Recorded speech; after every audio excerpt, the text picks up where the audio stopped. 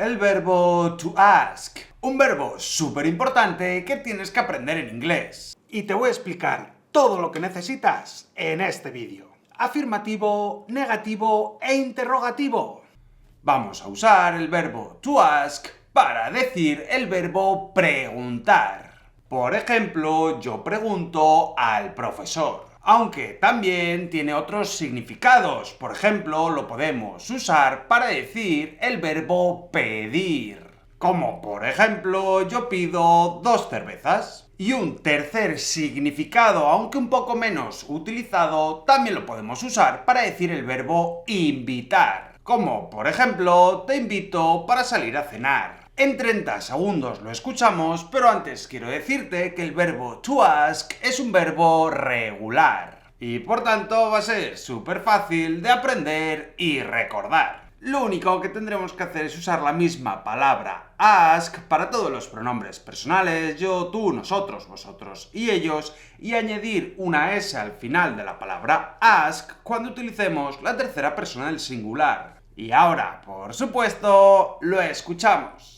I ask, you ask, he, she asks, we ask, you ask, they ask. Si te das cuenta es súper sencillo y más aún si lo practicas, que es lo que vamos a hacer ahora mismo. Vais a ver en pantalla durante 3 segundos una frase en español con diferentes opciones para elegir en inglés. Y por supuesto tienes que elegir la opción correcta. Si quieres aprender de verdad, no es suficiente con que pienses cuál es la opción correcta, sino que debes escribir toda la respuesta. Puedes hacerlo en tu libretita de inglés o en los comentarios de este vídeo. Pregunto preguntas durante la clase. I ask questions during class. Pedís indicaciones a los lugareños. You ask for directions from locals. Él pide permiso para salir. He asks for permission to leave.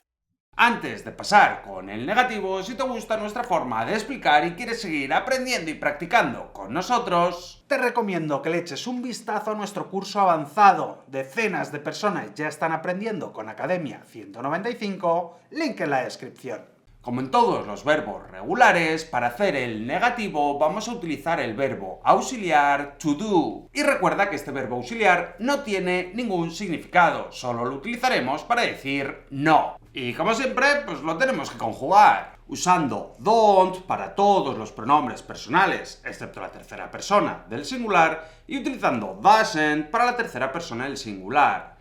Recuerda que el verbo auxiliar siempre se pone delante del verbo. ¡Lo escuchamos! I don't ask. You don't ask. He, she doesn't ask. We don't ask. You don't ask. They don't ask. Y para que quede súper claro, la S de la tercera persona no hay que ponerla. Ya hemos marcado esa S al decir doesn't y por lo tanto no hay que añadir la S al verbo ask. Pasemos a los ejercicios, misma dinámica que antes. No pido ayuda a menudo. I don't ask for help often. No pides permiso todo el tiempo. You don't ask for permission every time.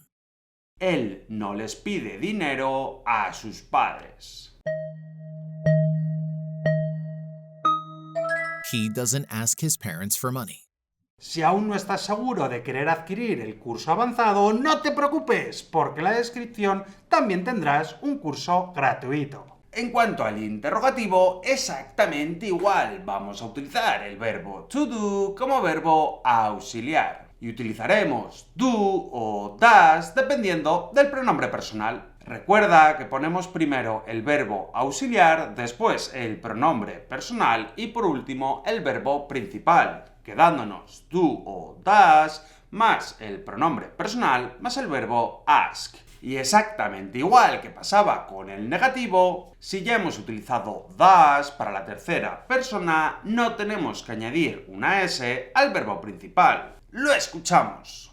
Do I ask? Do you ask? Does he, she ask? Do we ask? Do you ask? Do they ask? Pasemos a los ejercicios. ¿Pregunto demasiadas preguntas?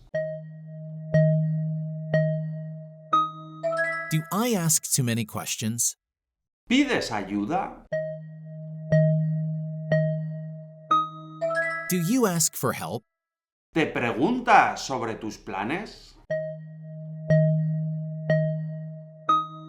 Does she ask about your plans? Clic aquí para seguir aprendiendo de forma gratuita y clic aquí para echar un vistazo a nuestro curso avanzado.